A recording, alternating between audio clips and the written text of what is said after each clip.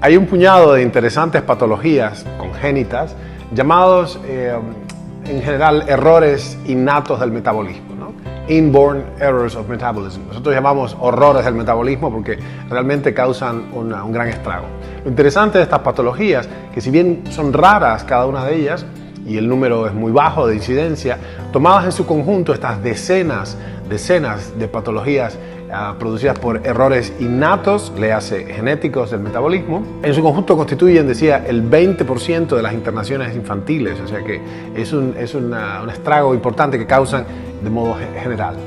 Lo que a nuestro grupo le ha parecido importante y lo que hemos obtenido como modelo y hemos aprendido mucho de estas patologías es que algunas de ellas representan justamente una ruta, casi se diría un modelo perfecto, una maqueta in vivo de un modelo que normalmente en laboratorio llamamos knockout. Hay unas ciertas especies en las cuales podemos inducir artificialmente la ausencia de expresión de un gen y ese se conoce como un knockout mice. Esta es una falla genética inducida para propósitos experimentales. Bueno, hay varias patologías, brevemente quería referirme, que nos han sido sumamente útiles porque hay, como les decía, constituye una maqueta del vínculo causal entre los trastornos del metabolismo energético y el cáncer.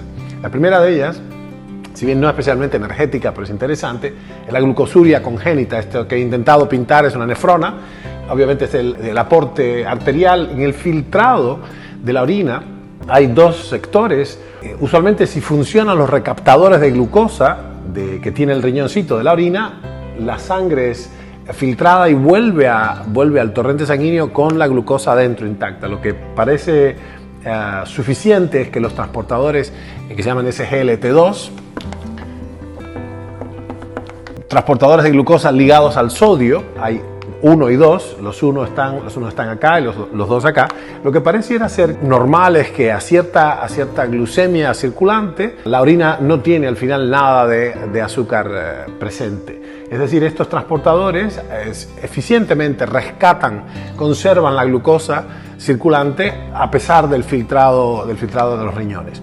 Lo que parece interesante es que obviamente nosotros estábamos pensando en inhibir estos recaptadores de glucosa para producirle una hipoglucemia crónica sostenida a los pacientes que tenían portadores de tumores sólidos, habida cuenta que la glucosa es un componente que aporta mucha materia, mucho carbono, mucha energía, etcétera, a los tumores, ¿no?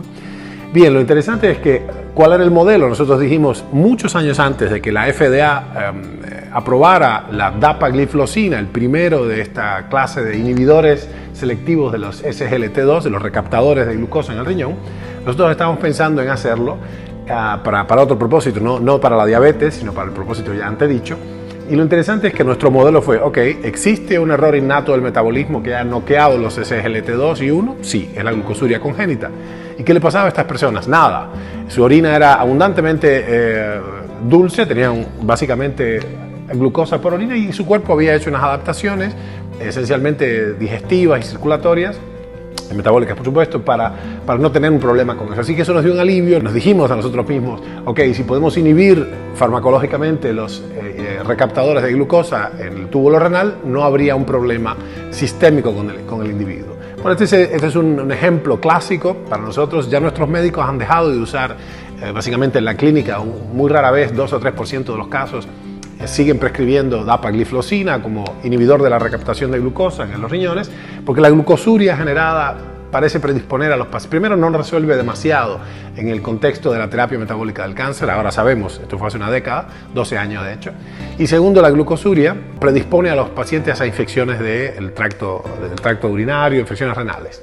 Fantástico, este es uno de los modelos. El otro modelo al que queríamos referirnos es la glucogenosis tipo 1, específicamente hay un conjunto de patologías, de defectos de degradación del glucógeno. Es un polímero, como una especie de collar, es un polímero de glucosa que sirve como un reservorio de inmediato acceso para subir la glucosa en sangre. Es un buffer de compensación de la glucosa en sangre. El superávit de calorías que el organismo puede tomar se almacena finalmente, si no es gastado, en forma de grasa, que es lo más eficiente. Bueno, tiene agua dentro de la grasa, siendo que la molécula de carbohidratos, la fórmula general sería un carbono, agua y un n número de ambos. Lo que decía es entonces, antes de convertirse, de almacenarse el superávit calórico como grasa, hay una reserva que es el glucógeno. Fantástico.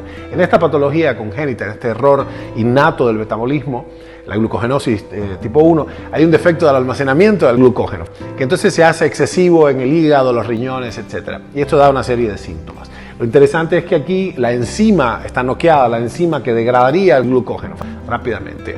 Otra patología interesante, como modelo para estudiar sistematizar el abordaje inhibitorio metabólico del cáncer, de los tumores sólidos, es la aciduria hidroxiglutárica. Esto es un poquito complejo. En el ciclo de Krebs, que vamos a intentar pintar acá, en numerosas revoluciones, el ciclo de Krebs o ciclo del ácido tricarboxílico, que empieza acá con acetilcoenzima A. Un importante metabolito es el alfa-cetoglutarato. Bien, fantástico. Esto es que proviene de la degradación de la glutamina, entre otras cosas. Entiéndase que no es imprescindible que este ciclo sea continuo, simplemente le llamamos ciclo porque realmente tiene una circularidad, pero pueden entrar y salir numerosos metabolitos tal y como lo necesite la célula. Lo interesante es que la enzima, hay un metabolito de otra ruta para producir alfa-cetoglutarato, cuya enzima es inhibida, esto se llama 2-HG. Este metabolito, 2-HG, se ha encontrado que está realmente incrementado en las personas que padecen ciertas clases de cáncer. Además, incluso en la glucogenosis también se ha visto que las personas que padecen esto tienen una elevada cantidad de una enzima fermentativa muy importante, la láctico deshidrogenasa, en particular la isoenzima A, como ya hemos visto, y en otras comunicaciones. Lo que es interesante entonces es que la enzima que cataliza la conversión, el paso de 2-HG a alfa-cetoglutarato, está ausente. Es decir, el error innato del metabolismo está a nivel de la enzima, esta enzima que cataliza el proceso.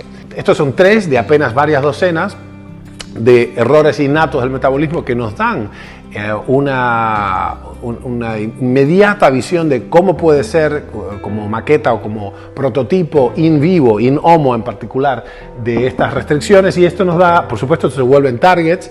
Se sabe que las personas que padecen de esta enfermedad, esta tercera que he descrito, tienen una propensión tremenda a contraer cáncer.